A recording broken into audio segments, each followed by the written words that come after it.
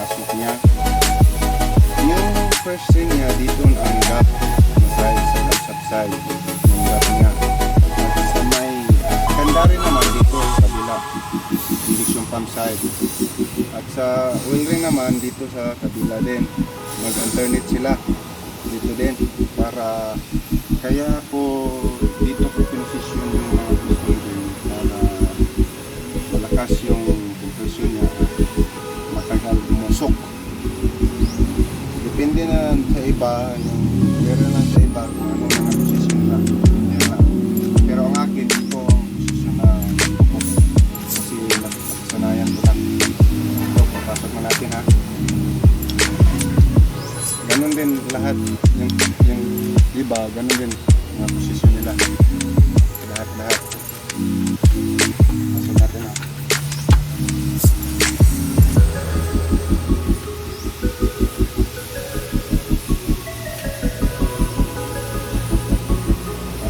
Gamit ako nito yung steel plate na ginagawa ko lang tawag dito is piston ring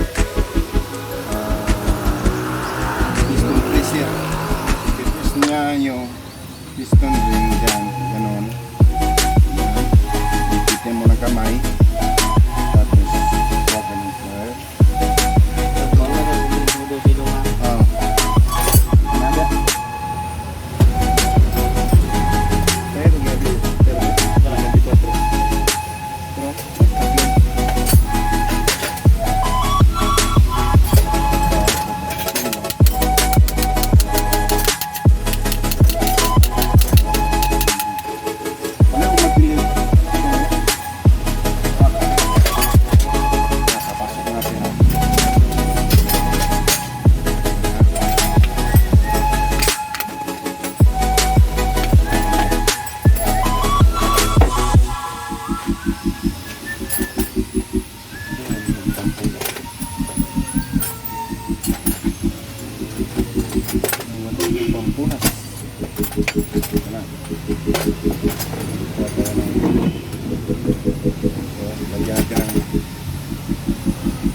lagyan natin para hindi magasgas.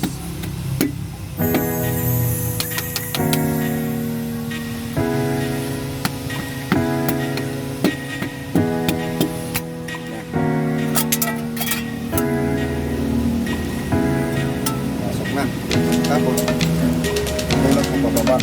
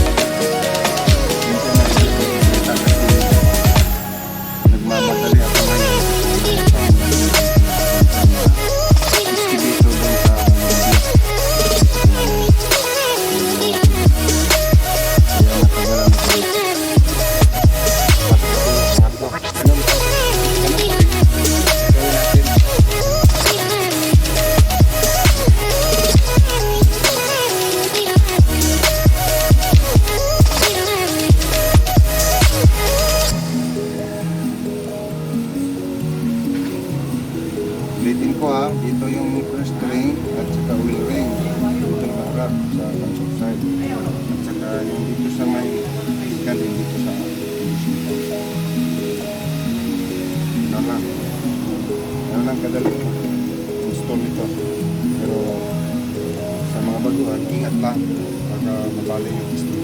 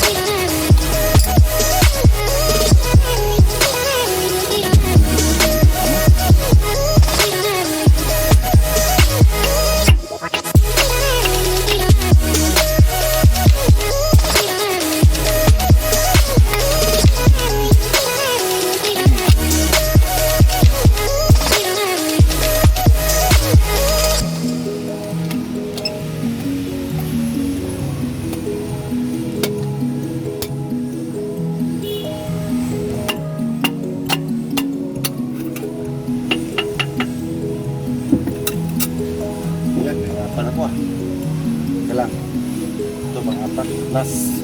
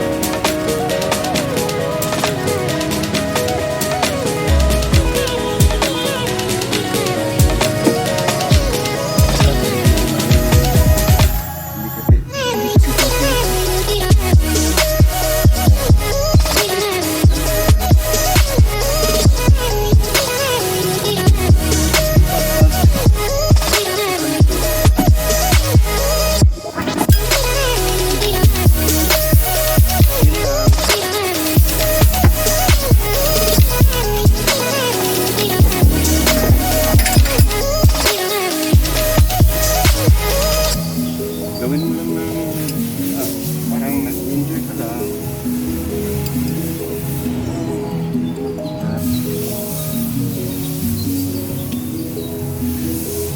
Ingat pa rin para iwas makasir. Hindi ko pa makabit yung silindrid na yun kasi may problema kunti. Makakab tayo. Kailangan susur yun para hindi tayo mapayat. Pinasok ko lahat ng mga piston tsaka ko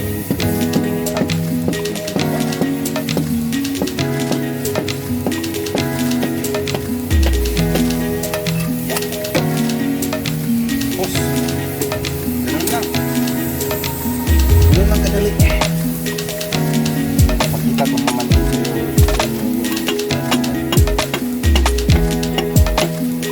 yung ang mga cup sa tutor natin ilan ang bigay ko na higpit sa kanya.